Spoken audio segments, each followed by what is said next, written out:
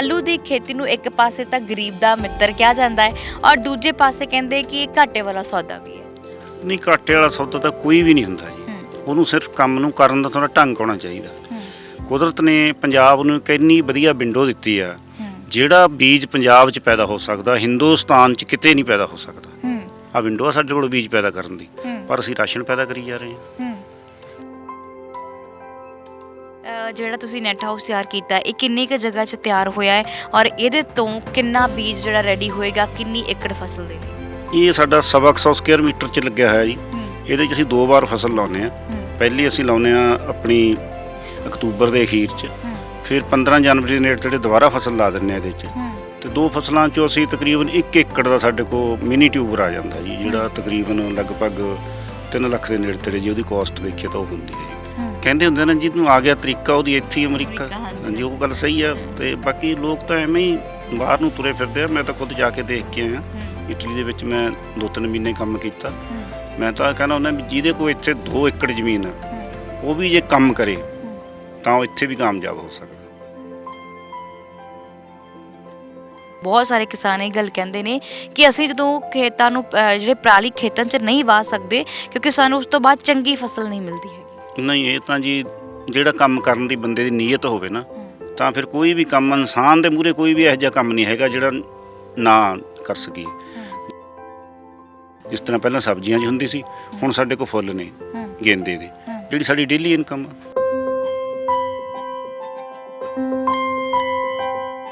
ਜਦੋਂ ਮਰਜ਼ੀ ਪੈਸੇ ਲੱਗੇ ਹੋਏ ਨੇ ਦਰਖਤਾਂ ਨੂੰ ਤੋੜ ਕੇ, ਜਦੋਂ ਮਰਜ਼ੀ ਵੇਚ ਲਓ। ਆਲੂ ਦੀ ਕਿੰਨੀ ਖੇਤੀ ਕਰ ਰਹੇ ਹੋ ਬੀਜ ਤੋਂ ਇਲਾਵਾ? ਇਸ ਵਾਰ ਆਲੂ ਮੇਰੇ ਕੋਲ ਬੀਜ ਤੋਂ ਇਲਾਵਾ 12 ਕੁ ਏਕੜ ਆਲੂ ਲੱਗਿਆ ਰਾਸ਼ਨ ਵਾਲਾ, ਤੇ 3 ਕੁ ਏਕੜ ਮੇਰੇ ਕੋਲ ਬੀਜ ਵਾਲਾ ਲੱਗਿਆ ਹੈ, ਜਿਹਦੇ 'ਚ 1 ਏਕੜ ਟਿਊਬਰ ਦਾ ਲੱਗਿਆ ਮਿਨੀ ਟਿਊਬਰ, 1 ਏਕੜ ਮੇਰੇ ਕੋਲ G1 ਲੱਗਿਆ ਹੈ, ਤੇ 1 ਏਕੜ ਮੇਰੇ ਕੋਲ ਲੱਗਿਆ ਹੈ ਜਿਹੜਾ ਆਪਣਾ ਸਰਟੀਫਾਈਡ ਤੋਂ ਅਸੀਂ ਅੱਗੇ ਬੀਜ ਤਿਆਰ ਕਰ ਰਹੇ। ਸਰਕਾਰ ਨਾਲ ਗਿਲੇ ਰੋਸੇ ਹੈਗੇ ਤੁਹਾਡੇ? ਹਾਂਜੀ, ਅਸਲ 'ਚ ਸਰਕਾਰ ਦੇ ਜਿਹੜੇ ਪਾਲਿਸੀ ਮੇਕਰ ਨੇ ਨਾ, ਉਹਨਾਂ ਨੂੰ ਗਰਾਊਂਡ ਰਿਐਲਿਟੀ ਪਤਾ ਹੀ ਨਹੀਂ। ਏਸੀ 'ਚ ਬਹਿ ਕੇ ਪਾਲਿਸੀਆਂ ਬਣਾਉਂਦੇ ਆ, ਉਹਨਾਂ ਨੂੰ ਪਤਾ ਨਹੀਂ ਹੈਗਾ। ਆਲੂ ਦਾ ਸਰਕਾਰ ਚਾਹੇ ਕੁਛ ਨਾ ਕਰੇ, ਇੱਕ ਕੰਮ ਕਰ ਦੇਵੇ, ਆਲੂ ਨੂੰ ਐਕਸਪੋਰਟ ਕਰਨ ਦੀ ਇਜਾਜ਼ਤ ਦੇ ਦੇਵੇ। ਆਲੂ ਨੂੰ ਸਰਕਾਰ ਐਕਸਪੋਰਟ ਕਰਨ ਦੀ ਇਜਾਜ਼ਤ ਕਦੋਂ ਦਿੰਦੀ ਆ? ਜੁਲਾਈ 'ਚ ਜਾ ਕੇ, ਜਦੋਂ ਸਾਡੀ ਬਰਸਾਤ ਦਾ ਪਤਾ ਲੱਗ ਜਾਂਦਾ ਵੀ ਬਰਸਾਤ ਜ਼ਿਆਦਾ ਹੋਣੀ ਜਾਂ ਘੱਟ ਹੋਣੀ ਹੈ, ਉਦੋਂ ਸਾਡਾ ਆਲੂ ਐਕਸਪੋਰਟ ਦੇ ਲੈ ਕੇ ਨਹੀਂ ਹੁੰਦਾ। ਬਿਨਾਂ ਕਰਜ਼ੇ ਤੋਂ ਖੇਤੀ ਕਿਵੇਂ ਕੀਤੀ ਜਾ ਸਕਦੀ ਹੈ? ਨਹੀਂ, ਕਰਜ਼ੇ ਦੀ ਜਿਹੜੀ ਗੱਲ ਆ ਨਾ, ਕਰਜ਼ਾ ਜੇ ਤੁਸੀਂ ਲੈ ਲਿਆ, ਮੰਨ ਲਓ ਸਾਈਕਲ ਵਾਸਤੇ ਕਰਜ਼ਾ ਲਿਆ, ਉਹਨੂੰ ਸਾਈਕਲ 'ਤੇ ਯੂਜ਼ ਕਰੋ। ਟਰੈਕਟਰ ਵਾਸਤੇ ਕਰਜ਼ਾ ਲੈ ਲਿਆ, ਟਰੈਕਟਰ ਸਾਨੂੰ ਚਾਹੀਦਾ ਹੀ ਹੈ, ਕਰਜ਼ਾ ਲੈਣਾ ਹੀ ਪੈਣਾ। 10-10 ਲੱਖ ਦੇ ਟਰੈਕਟਰ ਨੇ ਕੋਈ ਇੱਦਾਂ ਜ਼ਿਮੀਂਦਾਰ ਕਿਵੇਂ ਲੈ ਲਊਗਾ? ਪਰ ਜੇ ਹੁਣ ਟਰੈਕਟਰ ਲੈ ਲਿਆ ਤੇ ਮੁੜ ਕੇ ਕੋਈ ਦੀਵਾਨਾਂ 'ਤੇ ਭਜਾਈ ਫਿਰਦਾ, ਕੋਈ ਟੋਚਨ ਪਾਉਂਦਾ, ਕੋਈ ਕੁਛ ਕਰਦਾ, ਜੇ ਇਹ ਕੰਮ ਕਰਾਂਗੇ ਫਿਰ ਫੇਲ ਹੋਵਾਂਗੇ। ਜ਼ਰੂਰੀ ਨਹੀਂ ਵੀ ਤੁਸੀਂ ਨਵਾਂ ਟਰੈਕਟਰ ਲੈ ਕੇ ਖੇਤੀ ਕਰਨੀ। ਇੱਕ ਬਹੁਤ ਵੱਡੀ ਤਰਾਸ਼ਦੀ ਆ ਵੀ ਨਵਾਂ ਹੀ ਟਰੈਕਟਰ ਲੈਣਾ, ਅਸੀਂ ਜੌਨ ਡੀਅਰ ਲੈਣਾ, ਅਸੀਂ ਅਰਜਨੇ ਲੈਣਾ। ਇਹ ਜ਼ਿਮੀਂਦਾਰ ਨੂੰ ਇਹਨਾਂ ਗੱਲਾਂ ਤੋਂ ਪਰਹੇਜ਼ ਕਰਨਾ ਚਾਹੀਦਾ। ਮੇਰੇ ਸਮਝ 'ਚ ਫਾਲਤੂ ਖਰਚੇ ਨੇ।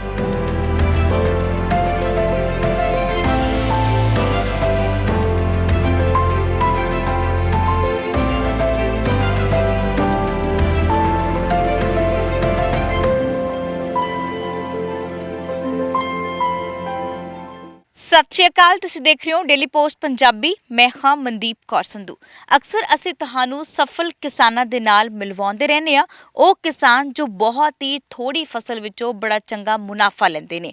ਔਰ ਅੱਜ ਅਸੀਂ ਪਹੁੰਚੇ ਹੋਏ ਹਾਂ ਪਿੰਡ ਦਿਵਾਲਾ ਵਿਖੇ। ਇੱਥੇ ਕਿਸਾਨ ਸੁਖਜੀਤ ਸਿੰਘ ਹੋਣ ਨਾਲ ਤੁਹਾਡੀ ਮੁਲਾਕਾਤ ਕਰਾਵਾਂਗੇ, ਜੋ ਆਲੂ ਦੀ ਖੇਤੀ ਕਰਦੇ ਨੇ, ਪਰ ਆਲੂ ਦੇ ਜਿਹੜੇ ਬੀਜ ਨੂੰ ਅੱਗੇ ਸੇਲ ਕਰਨ ਲਈ ਵੇਚਦੇ ਨੇ ਔਰ ਸੇਲ ਕਰਦੇ ਨੇ।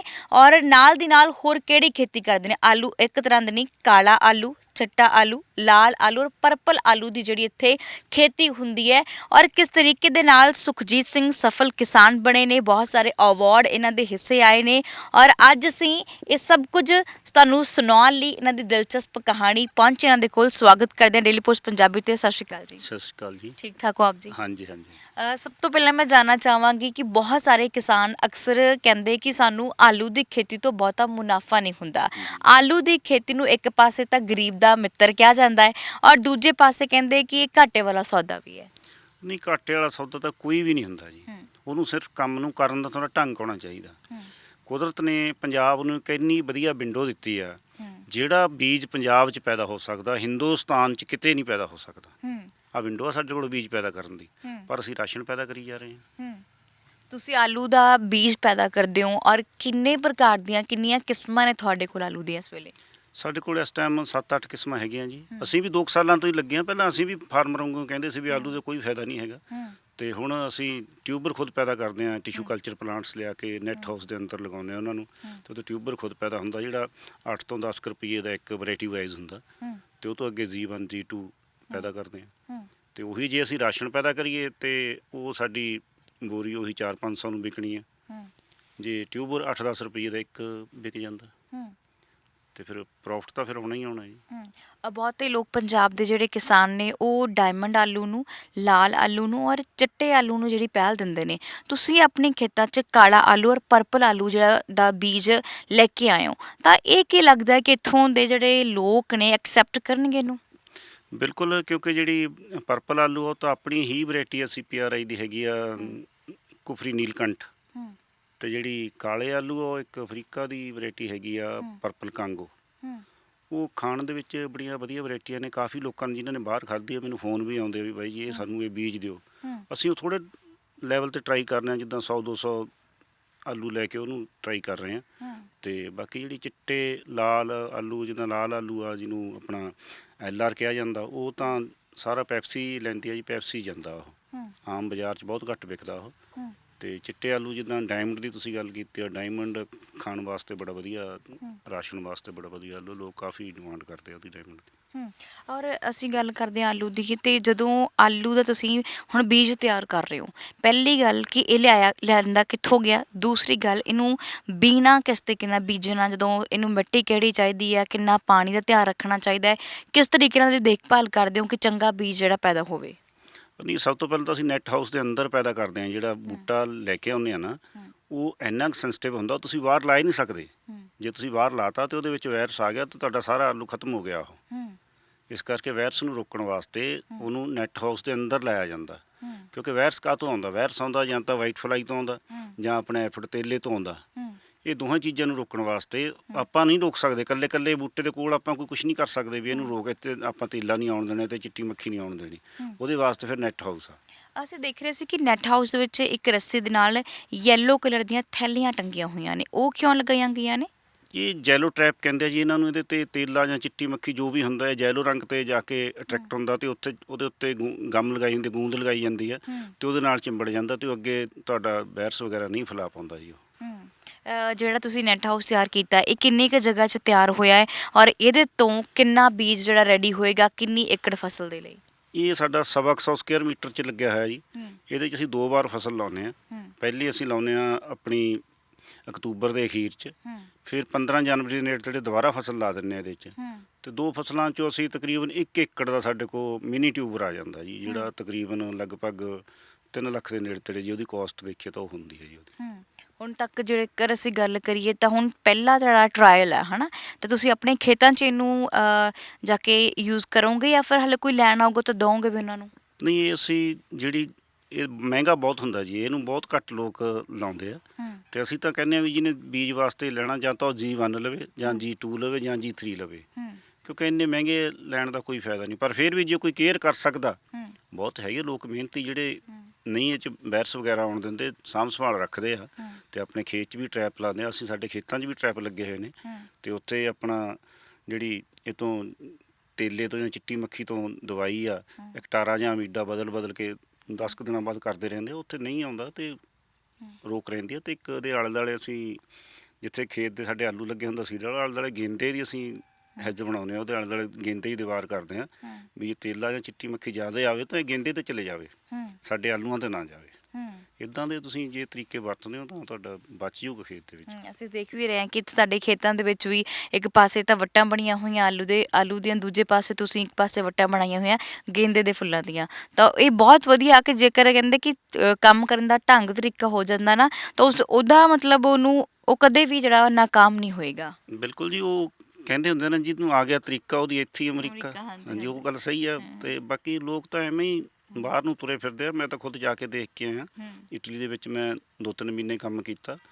ਮੈਂ ਤਾਂ ਕਹਿੰਦਾ ਹੁੰਦਾ ਵੀ ਜਿਹਦੇ ਕੋਲ ਇੱਥੇ 2 ਏਕੜ ਜ਼ਮੀਨ ਆ, ਉਹ ਵੀ ਜੇ ਕੰਮ ਕਰੇ ਤਾਂ ਉਹ ਇੱਥੇ ਵੀ ਕਾਮਯਾਬ ਹੋ ਸਕਦਾ, ਪਰ ਇੱਥੇ ਆਪਣੇ ਲੋਕ ਕੰਮੇ ਨਹੀਂ ਕਰਦੇ।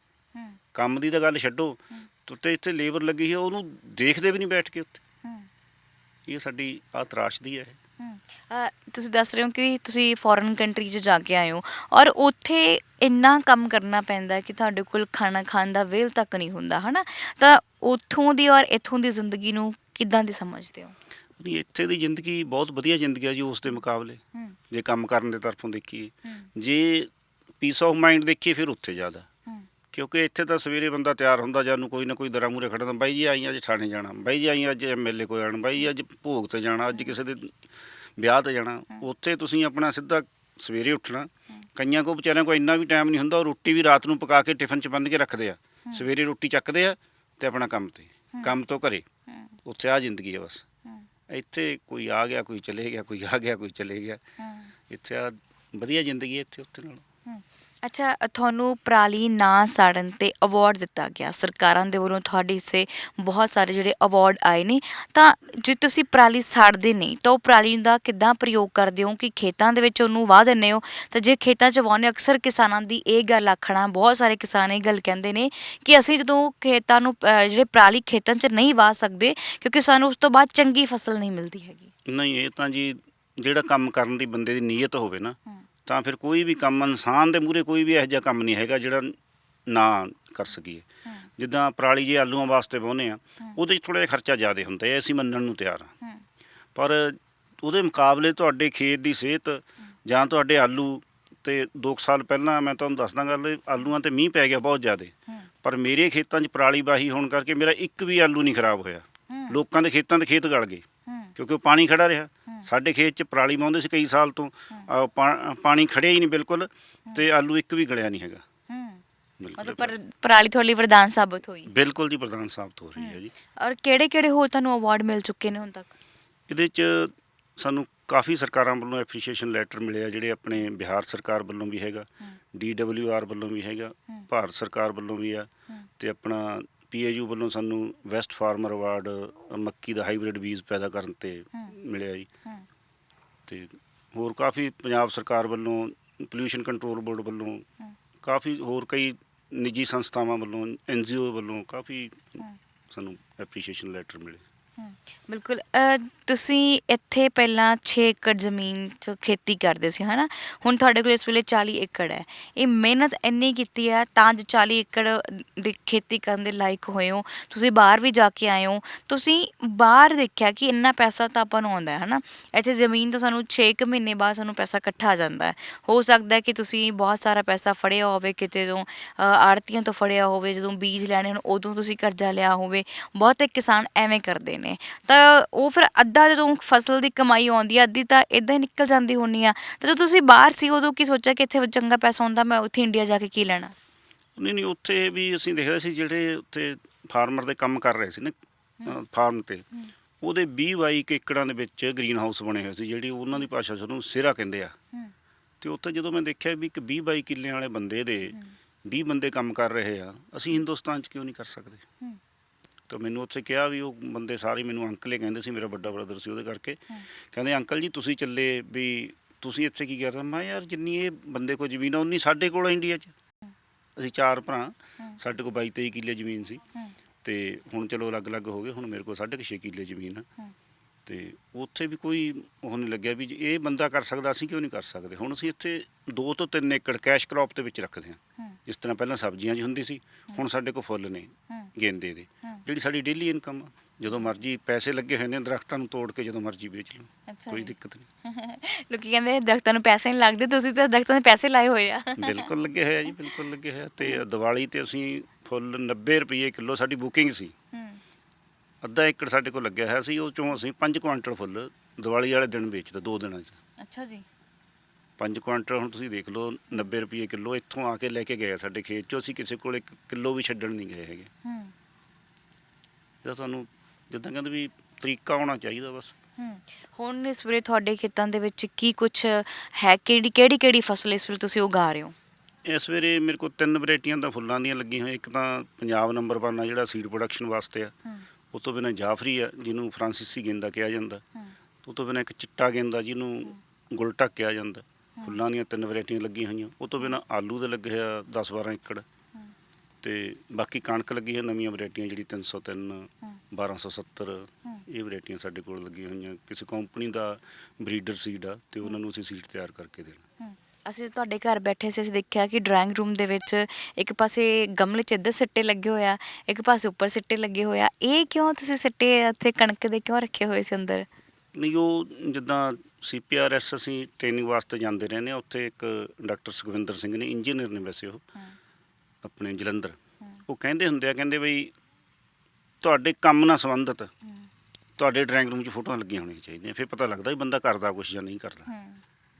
ਉਹ ਉਹਨਾਂ ਦੀ ਜਿੱਦਾਂ ਕਹਿੰਦੇ ਦੇਣਾ ਵੀ ਵਾਕਈ ਅਸੀਂ ਦੇਖਿਆ ਵੀ ਬੰਦਾ ਆ ਕੇ ਦੇਖਦਾ ਜਦੋਂ ਵਾਕਈ ਬੰਦਾ ਖੇਤੀ ਕਰਦਾ।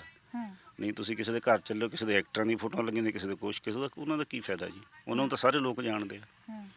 ਤੁਹਾਡੀ ਕੋਈ ਨਿਵੇਕਲੀ ਪਛਾਣ ਹੋਣੀ ਚਾਹੀਦੀ ਆ, ਤਾਂ ਹੀ ਤੁਹਾਨੂੰ ਲੋਕ ਤੁਰੇ ਜਾਂਦੇ ਨੂੰ ਦੇਖ ਕੇ ਜਾਂਦੇ, ਕਹਿੰਦੇ ਵੀ ਉਹ ਫਲਾਨਾ ਬੰਦਾ ਤੁਰਿਆ ਜਾਂਦਾ। ਨਹੀਂ, ਕੋਈ ਨਹੀਂ ਦੇਖਦਾ। ਬਿਲਕੁਲ ਜੀ। ਔਰ ਲੇਬਰ ਵਰਕ ਦੀ ਗੱਲ ਕਰਦੇ ਹਾਂ, ਜਦੋਂ ਤੁਸੀਂ ਆਲੂ ਬੀਜਦੇ ਹੋ ਹੈ ਨਾ, ਤਾਂ ਜਦੋਂ ਬਾਅਦ ਵਿੱਚ ਪੁੱਟਣਾ ਹੁੰਦਾ ਆਲੂ, ਤਾਂ ਕਿੰਨੀ ਲੇਬਰ ਚਾਹੀਦੀ ਹੈ ਔਰ ਕਿੰਨੇ ਕੁ ਸਮੇਂ 'ਚ ਆਲੂ ਬਿਲਕੁਲ ਤਿਆਰ ਹੋ ਜਾਂਦਾ ਹੈ? ਆਲੂ ਜਿਹੜਾ ਹੈਗਾ ਜੀ ਆਪਣਾ ਸੀਡ ਵਾਲਾ, ਉਹ ਤਾਂ ਅਸੀਂ 45 ਤੋਂ 50 ਦਿਨਾਂ ਦਾ ਪੱਤਾ ਕੱਟ ਦਿੰਦੇ ਹਾਂ ਜੀ। ਉਹ ਤਾਂ ਸਾਨੂੰ 5 ਜਨਵਰੀ ਤੋਂ ਪਹਿਲਾਂ ਪਹਿਲਾਂ ਪੱਤਾ ਕੱਟਣਾ ਹੁੰਦਾ। ਵੈਸੇ ਤਾਂ ਅਸੀਂ ਦਸੰਬਰ ਅਖੀਰ 'ਚ ਕੱਟ ਦਿੰਦੇ ਹਾਂ। ਜੇ ਇਸ ਵਾਰ ਜਿੱਦਾਂ ਲੇਟ ਹੋ ਗਏ ਨਾ ਆਲੂ ਲੱਗਣ 'ਚ ਬਰਸਾਤ ਕਰਕੇ, ਇਸ ਵਾਰ 5 ਜਨਵਰੀ ਤੱਕ ਜਾ ਸਕਦੇ ਹਾਂ, ਇਦੋਂ ਬਾਅਦ ਨਹੀਂ। ਉਦੋਂ ਬਾਅਦ ਤਾਂ ਫਿਰ ਤੇਲੇ ਦਾ ਅਟੈਕ ਬਹੁਤ ਜ਼ਿਆਦਾ ਆ ਜਾਂਦਾ ਅਤੇ ਤੁਹਾਡੀ ਸੀਡ ਦੀ ਕੁਆਲਿਟੀ ਨਹੀਂ ਰਹੂਗੀ।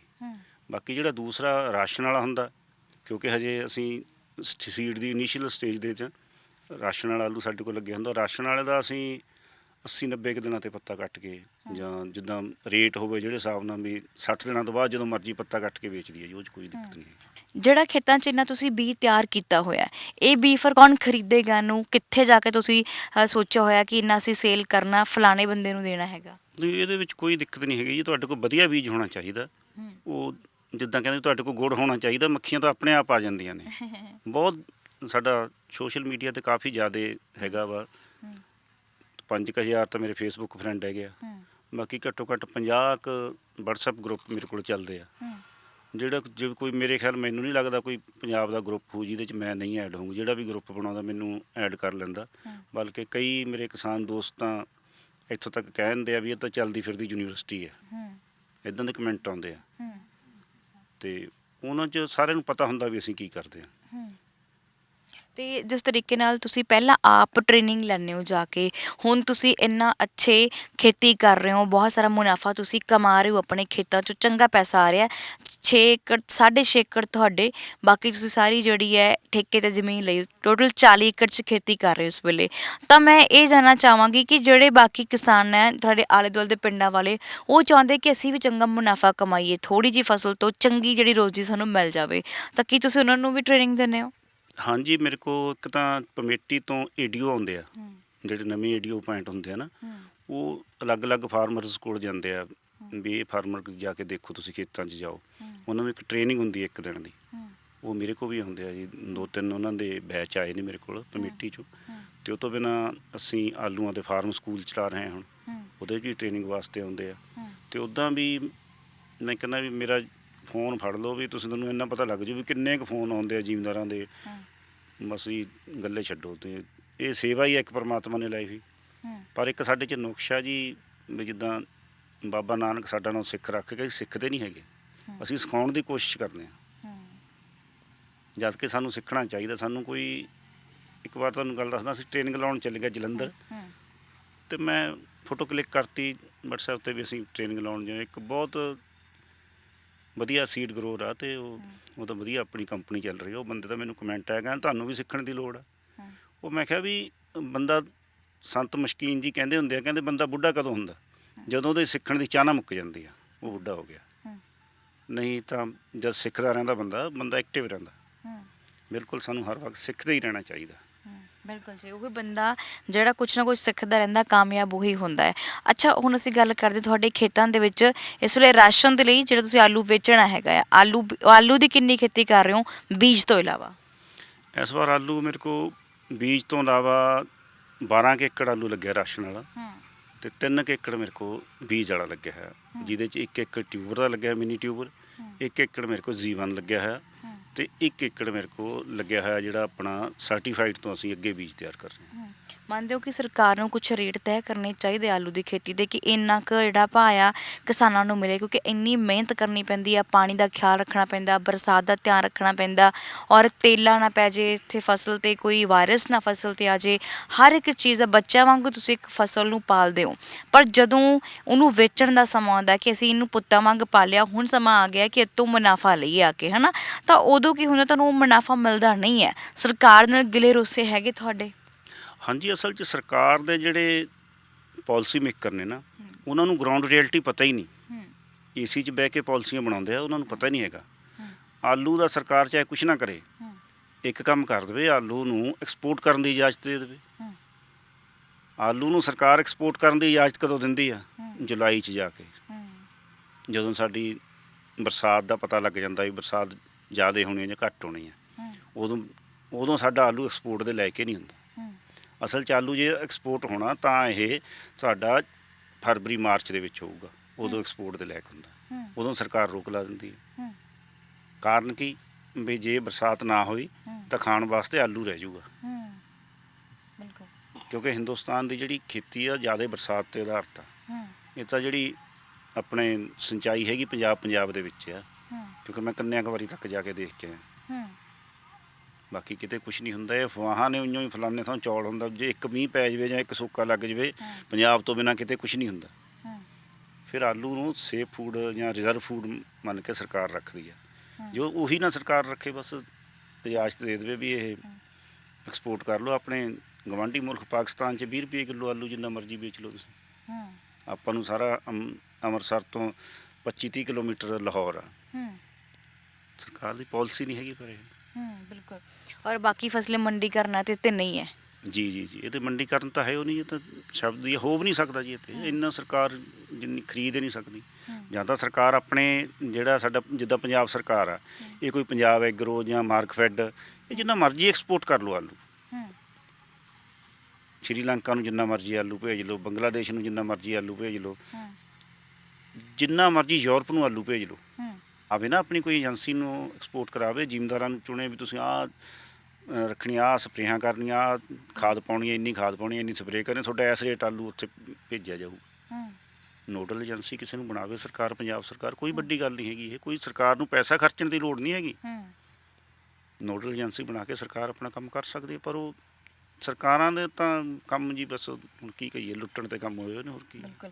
ਅਸੀਂ ਗੱਲ ਕਰੀਏ ਤਾਂ ਜਿਸ ਤਰੀਕੇ ਨਾਲ ਤੁਸੀਂ ਹੁਣ ਕਾਲਾ ਆਲੂ ਬੀਜਿਆ ਹੋਇਆ ਅਤੇ ਪਰਪਲ ਆਲੂ, ਆਮ ਤੌਰ 'ਤੇ ਸਾਡੇ ਪੰਜਾਬ ਦੇ ਜ਼ਿਆਦਾਤਰ ਲੋਕ ਕੋਈ ਚਿੱਟਾ ਲਾਲ ਆਲੂ ਤਾਂ ਡਾਇਮੰਡ ਆਲੂ ਦੀ ਵਰਤੋਂ ਕਰਦੇ ਆ। ਹੁਣ ਜਿਹੜਾ ਕਾਲਾ ਆਲੂ ਆ, ਇਹ ਕਿੱਧਰਲੇ ਪਾਸੇ ਜ਼ਿਆਦਾ ਲੋਕ ਖਰੀਦਦੇ ਆ? ਇਹਦੀ ਜ਼ਿਆਦਾ ਵਰਤੋਂ ਕਿੱਥੇ ਹੁੰਦੀ ਹੈ? ਇਹ ਅਫਰੀਕਾ ਦੀ ਦੱਸਦੇ ਆ, ਹੈਗੀ ਆ ਆਪਣੀ ਵੈਰਾਈਟੀ ਪਰਪਲ ਕਾਂਗੋ। ਦੇਖੋ, ਇਸ ਖੋਜ ਦਾ ਵਿਸ਼ਾ ਵੀ ਇਹ 'ਚ ਕੀ ਆ ਕੀ ਨਹੀਂ, ਪਰ ਸੁਣਨ 'ਚ ਇਹ ਆਇਆ, ਜਿਹੜੇ ਬੰਦੇ ਪਹਿਲਾਂ ਖੇਤੀ ਕਰਦੇ ਉਹ ਦੱਸਦੇ ਆ ਵੀ ਜਿੱਥੇ ਇਹਦੀ ਖਪਤ ਹੈਗੀ ਆ, ਜਿੱਥੇ ਪੈਦਾ ਹੁੰਦਾ ਅਫਰੀਕਾ 'ਚ, ਉੱਥੇ ਐਵਰੇਜ ਉਮਰ 100 ਸਾਲ ਆ ਲੋਕਾਂ ਦੀ। ਪਤਾ ਨਹੀਂ ਉਹਦਾ ਕੋਈ ਕਾਰਨ ਹੋਰ ਆ, ਖਬਰ ਨਹੀਂ ਆਲੂ ਖਾਣ ਦਾ ਹੁੰਦੀ। ਹੁਣ ਇਹ ਮੈਂ ਨਹੀਂ ਕਹਿੰਦਾ ਹੈਗਾ, ਮੇਰਾ ਦਾਅਵਾ ਨਹੀਂ ਹੈਗਾ, ਪਰ ਉਹ ਦੱਸ ਰਿਹਾ ਵੀ ਉੱਥੇ ਐਵਰੇਜ ਉਮਰ ਬਹੁਤ ਜ਼ਿਆਦਾ ਆ ਵੀ ਇਹ 'ਚ ਐਂਟੀਆਕਸੀਡੈਂਟ ਬਹੁਤ ਜ਼ਿਆਦਾ ਆ ਇਹਦੇ ਜਿਹੜੇ ਕਾਲਾ ਆਲੂ ਆ। ਅਤੇ ਪਰਪਲ ਦੇ ਵਿੱਚ ਤਾਂ ਆਪਣੀ CPRI ਉਹ ਕਹਿੰਦੀ ਆ ਵੀ ਖਾਣੇ ਦੀ ਫੂਡ ਵੈਲਿਊ ਬਹੁਤ ਜ਼ਿਆਦਾ ਹੈ। ਅਤੇ ਹੁਣ ਤੁਸੀਂ ਬੀਜ ਤਿਆਰ ਕਰ ਰਹੇ ਹੋ ਕਾਲੇ ਆਲੂ ਦਾ, ਫਿਰ ਇਹ ਕਿੱਧਰ ਜਾਏਗਾ? ਇਹ ਤਾਂ ਥੋੜ੍ਹਾ ਹੈ ਜੀ, ਤਾਂ ਆਪਣੇ ਘਰ ਖਾਣ ਵਾਸਤੇ ਜਾਂ ਮਿੱਤਰ ਦੋਸਤ ਲੈ ਗਏ, ਕੋਈ ਹੋਰ ਆ ਗਿਆ। ਠੀਕ ਹੈ। ਅਸੀਂ ਦੇਖ ਰਹੇ ਸੀ ਕਿ ਤੁਹਾਡੇ ਖੇਤਾਂ 'ਚ ਗਾਜਰ, ਆਮ ਤੌਰ 'ਤੇ ਜਿਹੜੀ ਗਾਜਰ ਔਰੰਜ ਕਲਰ ਦੀ ਹੁੰਦੀ ਹੈ, ਹੈ ਨਾ, ਅਤੇ ਤੁਸੀਂ ਇਸ ਵੇਲੇ ਕਾਲੀਆਂ ਗਾਜਰਾਂ ਵੀ ਟਰਾਈ ਕਰ ਰਹੇ ਹੋ ਕਿ ਪਹਿਲੀ ਵਾਰ ਹੈ ਕਿ ਦੇਖਦੇ ਹਾਂ ਕਿ ਇਹ ਜਿਹੜਾ ਗਾਜਰ ਕਿੰਨਾ ਕੁ ਮੁਨਾਫਾ ਦਿੰਦੀ। ਇਹ ਫਿਰ ਗਾਜਰ ਦਾ ਕਲਰ ਬਿਲਕੁਲ ਬਲੈਕ ਦੇਖਿਆ ਸੀ, ਹੈ ਨਾ, ਪਹਿਲੀ ਵਾਰ ਦੇਖੀ ਕਾਲੀ ਗਾਜਰ। ਤਾਂ ਫਿਰ ਇਹਦਾ ਕਿੰਨਾ ਕੁ ਫਾਇਦਾ ਹੁੰਦਾ ਹੈ, ਔਰ ਕਿੰਨੀ ਖੇਤੀ ਜੇ ਤੁਹਾਨੂੰ ਇੱਥੋਂ ਲੱਗਦਾ ਕਿ ਪਹਿਲੀ ਵਾਰ ਟਰਾਇਲ ਕੀਤਾ ਕੁਛ ਵੱਟਾਂ 'ਤੇ, ਜੇ ਸਫਲ ਹੋਏ ਹੋ ਤਾਂ ਫਿਰ ਅੱਗੇ ਕੁਛ ਵਧਾਓਗੇ ਬਿਜ਼ਨਸ ਦਾ ਵੀ? ਨਹੀਂ, ਅਸੀਂ ਤਾਂ ਕਾਫੀ ਚਿਰ ਤੋਂ ਕਰ ਰਹੇ ਹਾਂ, 3-4 ਸਾਲਾਂ ਤੋਂ। ਸੀਡ ਵੀ ਆਪ ਤਿਆਰ ਕਰਕੇ ਬਹੁਤ ਲੋਕਾਂ ਨੂੰ ਦਿੱਤਾ ਵੀ ਲੈ ਜਾਓ ਭਾਈ, ਘਰ ਬੀਜੋ, ਘਰੇ ਖਾਣ ਵਾਸਤੇ ਵਧੀਆ ਚੀਜ਼ ਹੈ ਇਹ। ਬਹੁਤ ਵਧੀਆ ਚੀਜ਼ ਦੱਸ ਰਹੇ ਨੇ ਇਹਨੂੰ। ਇਹਦੇ ਵਿੱਚ ਵੀ ਐਂਟੀਆਕਸੀਡੈਂਟ ਜ਼ਿਆਦਾ ਦੱਸਦੇ ਨੇ, ਅਤੇ ਆਮ ਤੌਰ 'ਤੇ ਇਹਦਾ ਜ਼ਿਆਦਾ ਆਪਣਾ ਜੂਸ ਅਤੇ ਜਾਂ ਸੈਲਡ ਦੇ ਵਿੱਚ ਵਰਤੀ ਜਾਂਦੀ ਹੈ। ਪਰ ਹੁਸ਼ਿਆਰਪੁਰ ਵਾਲੇ, ਫੈਪਰ ਵਾਲੇ ਇਹਦੀ ਕਾਂਜੀ ਤਿਆਰ ਕਰਦੇ ਆ, ਉੱਥੇ ਕਾਫੀ ਹੁੰਦੀ ਆ ਖਪਤ ਉੱਥੇ ਉਹਨਾਂ ਦੀ। ਪਰ ਉਹ ਆਪਣੇ ਜ਼ਿਮੀਂਦਾਰਾਂ ਤੋਂ ਹੀ ਖਰੀਦਦੇ ਆ, ਬਾਹਰੋਂ ਨਹੀਂ ਖਰੀਦਦੇ। ਉਹ ਕਾਂਜੀ ਤਿਆਰ ਕਰਦੇ, ਉਹ ਵੀ ਕਾਫੀ ਵੇਚਦੇ ਆ ਉਹਨਾਂ ਦੀ। ਬਿਲਕੁਲ ਜੀ। ਜੇਕਰ ਅਸੀਂ ਗੱਲ ਕਰੀਏ ਤਾਂ ਜਿਹੜੇ ਕਿਸਾਨ ਛੇਤੀ ਢਹਿ ਢੇਰੀ ਹੋ ਜਾਂਦੇ ਨੇ, ਬਹੁਤ ਸਾਰਾ ਕਰਜ਼ਾ ਚੱਕਦੇ ਨੇ, ਕਰਜ਼ਾ ਤੁਹਾਡੇ ਸਿਰ 'ਤੇ ਪਹਿਲਾਂ ਸੀ? ਨਹੀਂ ਜੀ, ਨਹੀਂ, ਕੋਈ ਕਰਜ਼ਾ ਨਹੀਂ ਸੀ। ਬਿਲਕੁਲ, ਜਿਹੜੇ ਕਰਜ਼ਾ ਚੱਕਦੇ ਨੇ ਕਿ ਹਾਂਜੀ ਅਸੀਂ ਆਹ ਫਸਲ ਲੈ ਲਈਏ, ਜਾਂ ਬਿਨਾਂ ਕਰਜ਼ੇ ਤੋਂ ਖੇਤੀ ਕਿਵੇਂ ਕੀਤੀ ਜਾ ਸਕਦੀ ਹੈ? ਨਹੀਂ, ਕਰਜ਼ੇ ਦੀ ਜਿਹੜੀ ਗੱਲ ਆ ਨਾ, ਕਰਜ਼ਾ ਜੇ ਤੁਸੀਂ ਲੈ ਲਿਆ, ਮੰਨ ਲਓ ਸਾਈਕਲ ਵਾਸਤੇ ਕਰਜ਼ਾ ਲਿਆ, ਉਹਨੂੰ ਸਾਈਕਲ ਤੇ ਹੀ ਯੂਜ਼ ਕਰੋ। ਟਰੈਕਟਰ ਵਾਸਤੇ ਕਰਜ਼ਾ ਲੈ ਲਿਆ, ਟਰੈਕਟਰ ਸਾਨੂੰ ਚਾਹੀਦਾ ਹੀ ਹੈ, ਕਰਜ਼ਾ ਲੈਣਾ ਹੀ ਪੈਣਾ। 10-10 ਲੱਖ ਦੇ ਟਰੈਕਟਰ ਨੇ ਕੋਈ ਇੱਦਾਂ ਜ਼ਿਮੀਂਦਾਰ ਕਿਵੇਂ ਲੈ ਲੂਗਾ? ਪਰ ਜੇ ਹੁਣ ਟਰੈਕਟਰ ਲੈ ਲਿਆ ਤੇ ਮੁੜ ਕੇ ਕੋਈ ਦੀਵਾਨਾਂ ਤੇ ਭਜਾਈ ਫਿਰਦਾ, ਕੋਈ ਟੋਚਨ ਪਾਉਂਦਾ, ਕੋਈ ਕੁਛ ਕਰਦਾ, ਜੇ ਇਹ ਕੰਮ ਕਰਾਂਗੇ ਫਿਰ ਫੇਲ ਹੀ ਹੋਵਾਂਗੇ ਜੀ। ਬਾਕੀ ਇਹ ਨਹੀਂ ਹੈਗਾ ਵੀ ਤੁਸੀਂ ਇੰਨੀ ਖੇਤੀ ਕਰਦੇ ਹੋ ਵੀ ਨਵਾਂ ਹੀ ਟਰੈਕਟਰ ਲੈਣਾ। ਮੇਰੇ ਕੋਲ ਖੁਦ 40 ਕਿੱਲੇ ਦੀ ਖੇਤੀ ਹੈ, ਮੇਰੇ ਕੋਲ 6 ਲੱਖ ਦੇ ਟਰੈਕਟਰ ਨੇ, ਸੈਕਿੰਡ ਹੈਂਡ ਲਏ ਨੇ, ਇੱਕ 4 ਲੱਖ ਦਾ ਲਿਆ, ਇੱਕ 2 ਲੱਖ ਦਾ ਲਿਆ। ਮੈਂ ਇਹੋ ਜਿਹੇ ਜ਼ਿਮੀਂਦਾਰਾਂ ਨੂੰ ਵੀ ਜਾਣਦਾ ਜਿਹੜੇ 40-40 ਕਿੱਲਿਆਂ ਦੀ ਖੇਤੀ ਕਰਦੇ ਨੇ ਤੇ ਉਹਨਾਂ ਕੋਲ 30-30 ਲੱਖ ਦੇ ਟਰੈਕਟਰ ਨੇ। ਜ਼ਿਮੀਂਦਾਰ ਨੂੰ ਟਰੈਕਟਰ ਉਨਾ ਕੇ ਵਰਤਣਾ ਚਾਹੀਦਾ ਜਿੰਨਾ ਉਹਦਾ ਖੇਤੀ ਹੈਗੀ ਆ, ਤੇ ਜ਼ਰੂਰੀ ਨਹੀਂ ਵੀ ਤੁਸੀਂ ਨਵਾਂ ਟਰੈਕਟਰ ਲੈ ਕੇ ਖੇਤੀ ਕਰਨੀ ਹੈ। ਇੱਕ ਬਹੁਤ ਵੱਡੀ ਤਰਾਸ਼ਦੀ ਆ ਵੀ ਨਵਾਂ ਹੀ ਟਰੈਕਟਰ ਲੈਣਾ, ਅਸੀਂ ਜੌਨ ਡੀਅਰ ਲੈਣਾ, ਅਸੀਂ ਅਰਜਨੇ ਲੈਣਾ। ਇਹ ਜ਼ਿਮੀਂਦਾਰ ਨੂੰ ਇਹਨਾਂ ਗੱਲਾਂ ਤੋਂ ਪਰਹੇਜ਼ ਕਰਨਾ ਚਾਹੀਦਾ। ਮੇਰੀ ਸਮਝ 'ਚ ਫਾਲਤੂ ਖਰਚੇ ਨੇ। ਇਹ ਲੱਗਦਾ ਕਿ ਜਿਹੜੇ ਸਾਡੇ ਕਿਸਾਨ ਨੇ, ਬਹੁਤੇ ਜਿਹੜੇ ਸਾਡੇ ਨੌਜਵਾਨ ਮੁੰਡੇ ਆ ਗਏ ਨੇ ਹਨਾ, ਉਹਨਾਂ ਨੂੰ ਲੱਗਦਾ ਕਿ ਅਸੀਂ ਜੱਟ ਆ, ਅਸੀਂ ਖੇਤੀ ਕਰਦੇ ਹਾਂ ਤੇ ਅਸੀਂ ਖੇਤੀ ਕਰਨੀ ਹੈ, ਤਾਂ ਉਹਨਾਂ ਨੂੰ ਇਹ ਹੁੰਦਾ ਕਿ ਸਾਡੇ ਕੋਲ ਜਿਹੜੇ ਵੱਡੇ ਵੱਡੇ ਮਹਿੰਗੇ ਮਹਿੰਗੇ ਟਰੈਕਟਰ ਹੋਣ, ਤੇ ਸ਼ਾਇਦ ਉਹਨਾਂ ਬੱਚਿਆਂ ਦੇ ਕਰਕੇ ਵੀ ਮਾਪੇ ਕਰਜ਼ੇ ਥੱਲੇ ਆ ਜਾਂਦੇ ਨੇ। ਬਿਲਕੁਲ, ਇਹ ਵੀ ਹੋ ਸਕਦਾ ਜੀ। ਹੁਣ ਸਾਡਾ ਹੀ ਬੇਟਾ BSc ਐਗਰੀਕਲਚਰ ਕਰ ਰਿਹਾ, ਤੇ ਟਰੈਕਟਰ ਸਾਡੇ ਕੋਲ ਖੁਦ ਤੁਹਾਨੂੰ ਦੱਸਦੇ ਆ ਵੀ ਇੱਕ 4 ਲੱਖ ਦਾ, ਇੱਕ 2 ਲੱਖ ਦਾ, 6 ਲੱਖ ਦੇ ਟਰੈਕਟਰ ਨੇ। ਜਦ ਕਿ ਜੇ ਇਹ ਵੀ ਸਾਡੇ ਕੋਲ ਆਲੂਆਂ ਦੀ ਖੇਤੀ ਕਰਕੇ ਨੇ, ਜਾਂ ਸਾਡੇ ਕੋਲ ਸੀਡ ਪ੍ਰੋਡਕਸ਼ਨ ਆ ਉਹਦੇ ਕਰਕੇ ਨੇ, ਨਹੀਂ ਤਾਂ ਅਸੀਂ ਇੱਕ ਟਰੈਕਟਰ ਨਾਲ ਸਰ ਜਾਂਦਾ। ਜਦੋਂ ਅਸੀਂ ਸਾਰੇ ਇਕੱਠੇ ਹੁੰਦੇ ਸੀ ਚਾਚੇ ਤਾਏ, ਸਾਡੇ ਕੋਲ 100-125 ਏਕੜ ਦੀ ਖੇਤੀ ਸੀ, ਇੱਕ ਟਰੈਕਟਰ ਸੀ ਸਿਰਫ, ਉਹਦੇ ਨਾਲ ਖੇਤੀ ਹੋਈ ਜਾਂਦੀ। ਪਰ ਉਦੋਂ ਫਸਲਾਂ ਹੋਈਆਂ ਸੀ, ਮੂੰਗਫਲੀ ਸੀ ਜਾਂ ਮੱਕੀ ਸੀ। ਅੱਧੇ ਪਿੰਡ 'ਚ ਤਾਂ ਖਾਲੀ ਹੋ ਪਿਆ ਰਹਿੰਦਾ ਸੀ, ਕਿਉਂਕਿ ਉੱਥੇ ਫਸਲ ਨਹੀਂ ਸੀ ਹੁੰਦੀ, ਉੱਥੇ ਸਿੰਚਾਈ ਦੇ ਸਾਧਨ ਨਹੀਂ ਸੀ। ਸਫਲ ਕਿਸਾਨ ਬਣਨਾ ਹੋਵੇ ਕਿਵੇਂ ਬਣਿਆ ਜਾ ਸਕਦਾ ਹੈ? ਸਭ ਤੋਂ ਪਹਿਲਾਂ ਤਾਂ ਜੀ ਤੁਸੀਂ ਕੋਈ ਵੀ ਕੰਮ ਕਰਨਾ, ਕੋਈ ਵੀ, ਉਹਦੀ ਟ੍ਰੇਨਿੰਗ ਜ਼ਰੂਰੀ ਹੈ। ਤੁਹਾਡਾ ਖੇਤੀਬਾੜੀ ਮਹਿਕਮਾ ਤੇ ਤੁਹਾਡਾ KVK ਜਾਂ ਯੂਨੀਵਰਸਿਟੀ, ਜੋ ਵੀ ਤੁਹਾਨੂੰ ਨੇੜੇ ਆ, ਉਹਨਾਂ ਨਾਲ ਰਾਬਤਾ ਕਰੋ ਜੀ, ਅਤੇ ਉਹ ਜੋ ਗੱਲਾਂ ਕਹਿੰਦੇ ਨੇ ਉਹਨਾਂ ਦਾ ਧਿਆਨ ਦਿਓ। ਇਹ ਨਹੀਂ ਹੈਗਾ ਵੀ ਉਹਨਾਂ ਨੂੰ ਕੀ ਪਤਾ ਜੀ। ਕਈ ਵਾਰ ਅਸੀਂ ਯੂਨੀਵਰਸਿਟੀ ਜਾਂਦੇ ਹਾਂ, ਉੱਥੇ ਉਹਦੇ ਟਰਾਇਲ ਲੱਗੇ ਹੁੰਦੇ ਨੇ, ਉਹ ਟਰਾਇਲ ਦੇਖ ਕੇ ਕਈ ਕਿਸਾਨ ਕਹਿਣਗੇ ਇਹਨਾਂ ਨੂੰ ਕੀ ਪਤਾ ਜੀ, ਇਹਨਾਂ ਦੀ ਤਾਂ ਕਣਕਾਂ ਮਾੜੀ ਜੀ ਖੜੀ ਆ। ਉਹ ਭਰਾਵੋ, ਉਹ ਟਰਾਇਲ ਨੇ, ਉਹਨਾਂ ਨੇ ਉਸੇ ਦਵਾਈ ਛਿੜਕਣੀਆਂ ਕਿੰਨੀ ਪਾਉਣੀ ਆ, ਖਾਦ ਵੱਧ ਵੀ ਪਾਉਣੀ ਆ, ਘੱਟ ਵੀ ਪਾਉਣੀ, ਸਾਰਾ ਕੁਛ ਅੰਡਰ ਟਰਾਇਲ ਆ ਸਿਸਟਮ ਸਾਰਾ। ਤੇ ਪਰ ਨਹੀਂ ਜੀ, ਉਹ ਮੰਨਦੇ ਨਹੀਂ। ਹੁਣ ਜਿਸ ਤਰ੍ਹਾਂ ਅਸੀਂ ਮਿੰਨੀ ਟਿਊਬਰ ਦੀ ਬਿਜਾਈ ਕਰਦੇ ਹਾਂ, ਉਹ ਹੱਥ ਨਾਲ ਬਿਜਾਈ ਕਰਨੀ ਪੈਂਦੀ ਆ, ਕੋਈ ਮਸ਼ੀਨ ਨਹੀਂ ਹੈਗੀ, ਤੇ ਉਹ ਬਹੁਤ ਮਾੜੇ ਮਾੜੇ ਜਿਹੇ ਨਿਕਲਦੇ ਆ, ਕਿਉਂਕਿ ਉਹਦੇ ਆਲੂ ਦਾ ਸਾਈਜ਼ ਹੀ ਬਹੁਤ ਛੋਟਾ ਹੁੰਦਾ, ਮੱਕੀ ਦੇ ਦਾਣੇ ਵਰਗਾ ਵੀ ਹੁੰਦਾ। ਤੇ ਉਹ ਜਿਹਨੂੰ ਉਹਨੂੰ ਦੇਖ ਕੇ ਵੀ ਤੇਰੇ ਆਲੂ ਦਾ ਤਾਂ ਪੱਤਾ ਕੁਛ ਨਹੀਂ ਹੈਗਾ, ਤਾਂ ਗਿੱਠ ਗਿੱਠ ਦਾ ਹੀ ਆ, 2.5 ਫੁੱਟ ਦਾ ਹੋ ਗਿਆ। ਉਹ ਕੁਆਲਿਟੀ ਆ, ਉਹ ਤੇਰੇ ਕੋਲ ਕੁਆਂਟਿਟੀ ਆ, ਸਾਡੇ ਕੋਲ ਕੁਆਲਿਟੀ ਆ। ਇਹ ਚੀਜ਼ਾਂ ਸਿੱਖੋ। ਹੁਣ ਤੁਹਾਨੂੰ ਮੈਂ ਦੱਸਦਾ, ਪਿਛਲੀ ਵਾਰ ਇੱਥੇ ਅਸੀਂ ਇੱਕ ਕਣਕ ਲਾਈ, ਉਹ 1.5 ਕਿੱਲੋ ਨਾਲ ਅਸੀਂ 1 ਕਿੱਲਾ ਲਾਇਆ, ਕੱਲਾ ਦਾਣਾ ਕਰਕੇ। ਨਵੀਂ ਵੈਰਾਈਟੀ ਸੀ DW 303। ਅਤੇ ਉਹ ਜਦੋਂ ਅਸੀਂ ਲਾ ਰਹੇ ਸੀ, ਲੋਕਾਂ ਨੇ ਸਾਨੂੰ ਇੰਨਾ ਕੁ ਕਿਹਾ, ਲਾ ਤੁਸੀਂ ਬੜੇ ਯੂਨੀਵਰਸਿਟੀ ਵਾਲੇ ਹੋ ਗਏ, ਜੇ ਹੋ ਗਿਆ, ਵੋ ਹੋ ਗਿਆ, ਫਲਾਨਾ ਹੋ ਗਿਆ। ਮੈਂ ਕਿਹਾ ਵੀ ਇਹ ਭਰਾਵੋ, 100 ਰੁਪਏ ਕਿੱਲੋ ਤੁਹਾਨੂੰ ਗਾਹਾਂ ਨੂੰ ਮਿਲਣੀ ਆ। 100 ਰੁਪਏ ਕਿੱਲੋ ਕਦੇ ਕਣਕ ਵਿਕਦੀ ਦੇਖੀ ਆ? ਮੈਂ ਕਿਹਾ ਵੀ ਕੋਈ ਗੱਲ ਨਹੀਂ। ਅਤੇ ਅਸੀਂ ਤਾਂ ਜਦੇ ਹੀ ਵੇਚਤੀ, ਉਹ ਤਕਰੀਬਨ ਕਿਸੇ ਕੰਪਨੀ ਵਾਲੇ ਲੈ ਗਏ ਮੇਰੇ ਕੋਲੋਂ 70 ਰੁਪਏ ਕਿੱਲੋ। ਅਤੇ ਮੁੜ ਕੇ ਲੋਕਾਂ ਨੇ ਉਹ 150 ਰੁਪਏ ਕਿੱਲੋ ਤੱਕ ਵੀ ਖਰੀਦੀ ਆ। ਅੱਛਾ ਜੀ। ਅਤੇ ਫਿਰ 100 ਰੁਪਏ ਕਿੱਲੋ ਮੇਰੇ ਕੋਲੋਂ, ਸਾਡੇ ਪਿੰਡ ਦੇ ਵੀ 2-3 ਬੰਦੇ ਲੈ ਕੇ ਗਏ ਨੇ। ਮੈਂ ਕਿਹਾ ਯਾਰ ਲੈ ਜਾਓ, ਕਿਉਂਕਿ ਸਾਨੂੰ ਕੁਝ ਹੋਰ ਸੀਡ ਮਿਲ ਗਿਆ, ਅਸੀਂ ਹੋਰ ਲਾ ਲਿਆ। ਕੁਛ ਜਿਹੜੇ 4-5 ਕੁਆਂਟਲ ਰੱਖਿਆ ਸੀ, ਉਹ ਅਸੀਂ ਫਿਰ ਪਿੰਡ ਦੇ ਜਿਹੜੇ ਟੀਚਰਾਂ ਕਰਦੇ ਸੀ ਜਾਣੀ ਵੀ ਆ, ਫਿਰ ਉਹ ਲੈ ਕੇ ਗਏ ਨੇ। ਇਸ ਕਰਕੇ ਜਿਹੜਾ ਤਜਰਬਾ, ਉਹ ਤਜਰਬਾ ਹੁੰਦਾ, ਉਹ ਦੂਸਰੀ ਫਸਲ ਨਾਲ ਕੰਪੇਅਰ ਨਹੀਂ ਕਰਨਾ ਪੈਂਦਾ। ਬਿਲਕੁਲ ਜੀ। ਸੋ ਤੁਸੀਂ ਬਹੁਤ ਸਾਰੀ ਮਿਹਨਤ ਕਰ ਰਹੇ ਹੋ, ਮਿਹਨਤ ਕਰਕੇ ਅੱਗੇ ਵਧੇ ਹੋ, ਤਾਂ ਹੀ ਤੁਹਾਨੂੰ ਇੰਨੇ ਅਵਾਰਡ ਤੁਹਾਡੇ ਹਿੱਸੇ ਆਏ ਨੇ। ਔਰ ਇਸੇ ਤਰੀਕੇ ਨਾਲ ਜੇਕਰ ਕਿਸਾਨ ਅੱਗੇ ਵੱਧਦਾ ਜਾਵੇ ਔਰ ਇਹ ਸੋਚੇ ਕਿ ਮੈਂ ਇਸ ਤਰੀਕੇ ਨਾਲ ਕੰਮ ਕਰਨਾ, ਢੰਗ ਤਰੀਕਾ ਆ ਜਾਵੇ ਉਹਨੂੰ ਕਰਨ ਦਾ, ਤਾਂ ਕਦੇ ਕਰਜ਼ੇ ਦੀ ਮਾਰ ਥੱਲੇ ਨਹੀਂ ਆਏਗਾ। ਔਰ ਬਹੁਤ ਬਹੁਤ ਸ਼ੁਕਰੀਆ ਸਾਡੇ ਨਾਲ ਗੱਲਬਾਤ ਕੀਤੀ ਤੁਸੀਂ। ਧੰਨਵਾਦ ਜੀ। ਸ਼ੁਕਰੀਆ ਜੀ, ਧੰਨਵਾਦ। ਇਹ ਸਨ ਸਾਡੇ ਨਾਲ ਕਿਸਾਨ ਸੁਖਜੀਤ ਸਿੰਘ ਹੋਣੀ, ਔਰ ਤੁਸੀਂ ਬਿਲਕੁਲ ਇਹਨਾਂ ਦੀਆਂ ਉਹ ਗੱਲਾਂ ਸੁਣੀਆਂ ਨੇ, ਕਿਸ ਤਰੀਕੇ ਦੇ ਨਾਲ ਖੇਤੀ ਕਰਦੇ ਨੇ, ਔਰ ਖ਼ਾਸ ਤੌਰ 'ਤੇ ਆਲੂ ਦੀ ਖੇਤੀ, ਜਿਹੜੀ ਕਿ ਵਿਸ਼ਵ ਭਰ ਦੇ ਵਿੱਚ ਹੁੰਦੀ ਹੈ। ਲੋਕ ਇਹਨੂੰ ਉਹ ਫੂਡ ਮੰਨਦੇ ਨੇ ਕਿ ਕਦੇ ਵੀ ਕਿਤੇ ਵੀ ਕੰਮ ਆ ਸਕਦਾ। ਸਬਜ਼ੀ ਜਿਹੜੀ ਮਹੱਤਵਪੂਰਨ ਮੰਨੀ ਜਾਂਦੀ ਹੈ ਇਹ ਵਾਲੀ, ਔਰ ਇਸ ਦੇ ਨਾਲ ਬਹੁਤ ਸਾਰੇ ਲੋਕ ਇਹਨੂੰ ਘਾਟੇ ਵਾਲਾ ਸੌਦਾ ਕਹਿੰਦੇ ਨੇ, ਕਿ ਜਿਹੜਾ ਕਿਸਾਨ ਆਪਣੇ ਖੇਤਾਂ 'ਚ ਆਲੂ ਬੀਜਦਾ ਹੈ, ਉਹਨੂੰ ਬਹੁਤਾ ਜਿਹੜਾ ਮੁਨਾਫਾ ਨਹੀਂ ਹੁੰਦਾ। ਪਰ ਜੇਕਰ ਤੁਸੀਂ ਰਾਸ਼ਨ ਦੀ ਬਜਾਏ ਦਾ ਸੀਡ ਤਿਆਰ ਕਰੋ, ਤਾਂ ਕਿੰਨਾ ਸਾਰਾ ਜਿਹੜਾ ਤੁਸੀਂ ਮੁਨਾਫਾ ਕਮਾ ਸਕਦੇ ਹੋ। ਜਿਸ ਤਰੀਕੇ ਨਾਲ ਸੁਖਜੀਤ ਸਿੰਘ ਹੋਣੀ ਛੋਟੀ ਜਿਹੀ ਕਿਆਰੀਆਂ ਦੇ ਵਿੱਚੋਂ ਕਿੰਨਾ ਪੈਸਾ ਕਮਾ ਰਹੇ ਨੇ ਔਰ ਇਸ ਦੇ ਨਾਲ ਹੀ ਇਹ ਜਿਹੜਾ ਬੀਜ ਹੈ ਇਸ ਨੂੰ ਲੋਕਾਂ ਤੱਕ ਪਹੁੰਚਾ ਰਹੇ ਨੇ ਕਿ ਇਸ ਤਰੀਕੇ ਦਾ ਜਿਹੜਾ ਬੀਜ ਤਿਆਰ ਕੀਤਾ ਜਾਵੇ।